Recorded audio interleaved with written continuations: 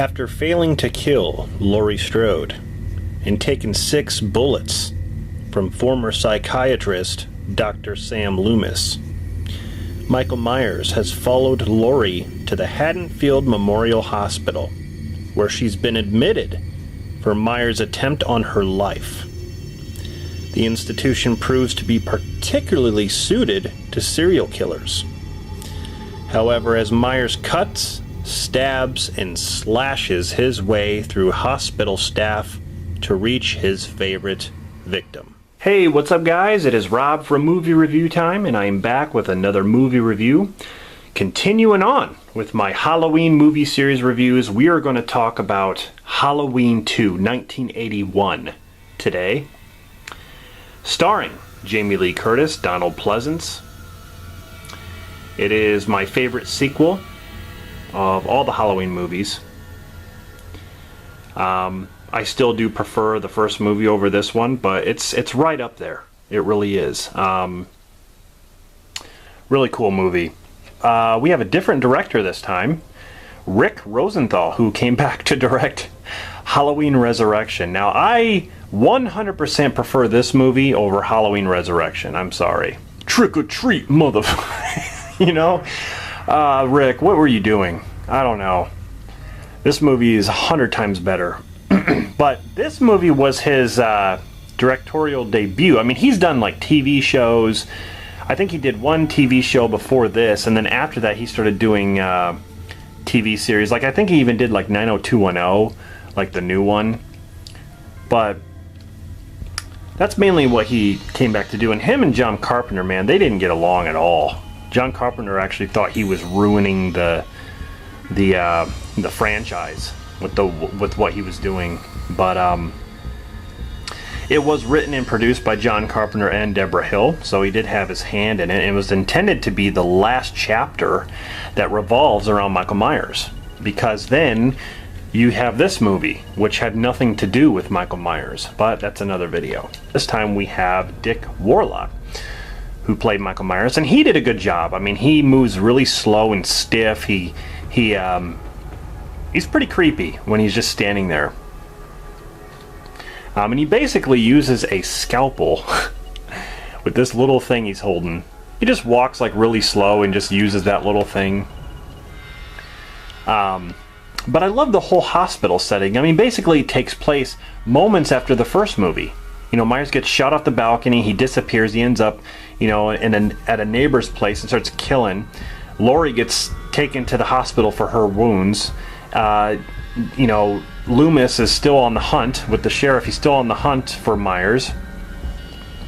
And then Michael ends up at the hospital, starts killing anybody that stands in his way. I love the whole nurse scene where he drowns her in the hot tub. He sticks her head down in there.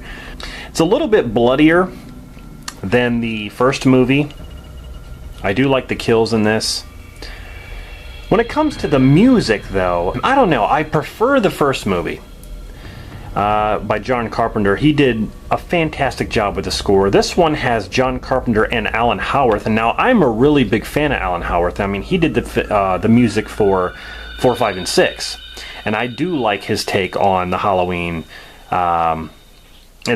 music. It was different because it was performed on a synthesizer organ, so it sounded different rather than a piano. It had like a slow vibe to it. It's like it sounded more gothic.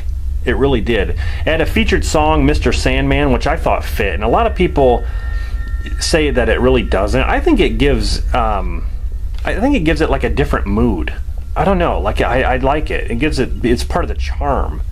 And it also, ended up being in H2O, Mr. Sandman.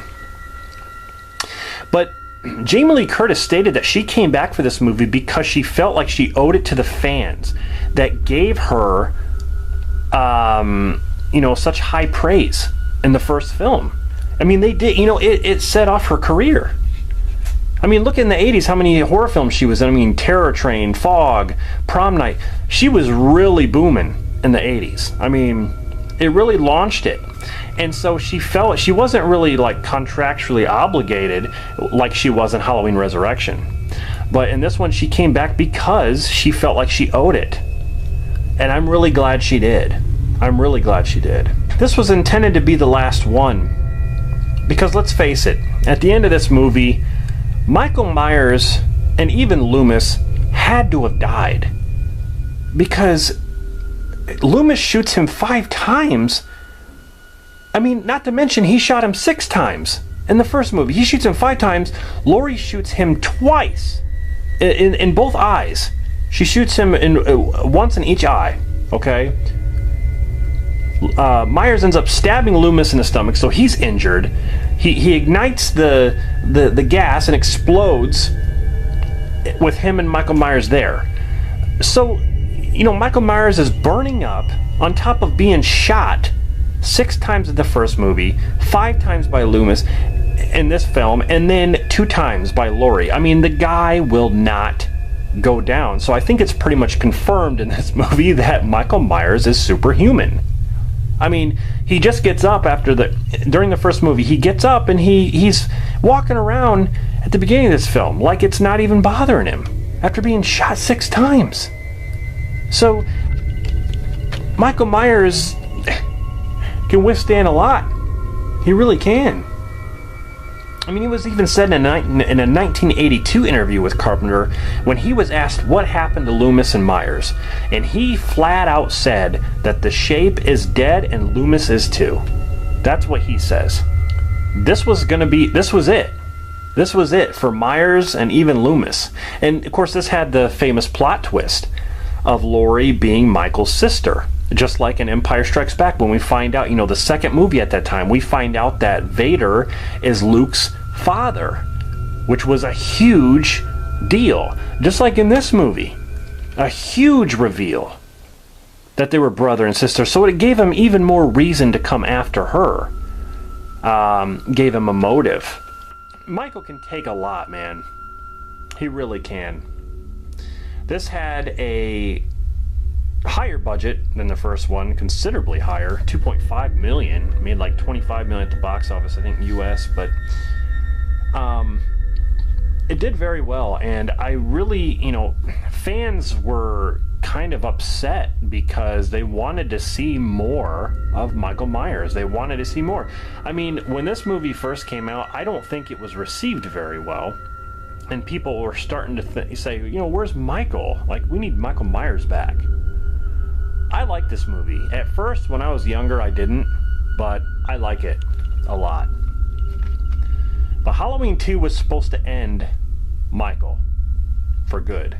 Donald Pleasance, I mean, he plays like an even better role in this movie. He just everybody in general just did a fantastic job. What did you think of Halloween 2, 1981? Let me know in the comments what you think of this movie. And where would it rank on your favorites list of Halloween? Like how high would it rank? I mean, of course, for me, my favorite is the first one, but I think my ranking would go the first one, then this movie, then I think H2O. Alright guys, so that's my review of Halloween 2, 1981. Thank you for watching this. Hope you stay tuned because next is Halloween 3, Season of the Witch. Thank you for watching this. You know, subscribe if you have not. Really appreciate all the comments and support. This is Rob signing off, and I'll see you guys in the next